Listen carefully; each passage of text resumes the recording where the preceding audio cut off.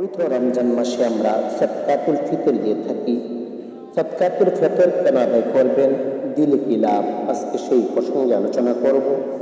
আমরা পবিত্র রমজান মাস আসলে আমরা রোজা রাখি, কিন্তু আমাদের বন্ধুদের আড্ডায় পড়ে নিজের স্বার্থের জন্যে আমাদের জবান থেকে অশ্লীল কথা বের হয়ে যায়, অশালীন কথা বের হয়ে যায়। এই অশালীন অশ্লীল কথা বের হওয়ার কারণে আমাদের রোজার মধ্যে কিছু ত্রুটি আসে। এই রোজাকে পরিশুদ্ধ সহিশুদ্ধ করার জন্য আমাদেরকে সদকাতুল ফিতর দেওয়ার ব্যবস্থা আল্লাহ পাক রব্বুল আলামিন করে দিয়েছেন। সুবহানাল্লাহ, সুবহানাল্লাহ, সুবহানাল্লাহ।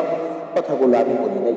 আমরা যদি আবু দাউদ শরীফের 1069 নম্বর হাদিসের আলোচনা শুনি, ইমামুল আম্বিয়া রাসূল পাক সাল্লাল্লাহু তাআলা আলাইহি ওয়াসাল্লাম বলেছেন, তোমাদের রোজাকে সহিশুদ্ধ পরিশুদ্ধ করার জন্য তোমরা সদকাতুল ফিতর আদায় করবা। আর তা হলো তোমরা ঈদুল ফিতরের আগে, ঈদের নামাজের আগে তা পরিশোধ করবা। কেননা তোমাদের এই টাকাগুলা, তোমাদের এই ফিতরার টাকা দিয়ে গরিব মানুষ খাদ্যের ব্যবস্থা করবে, পোশাকের ব্যবস্থা করবে, আনন্দের ব্যবস্থা করবে। এই জন্য আমরা সদকাতুল ফিতর ঈদের নামাজের আগে আদায় করার চেষ্টা করব। আল্লাহ পাক রব্বুল আলামিন সঠিক বুঝদান করুন।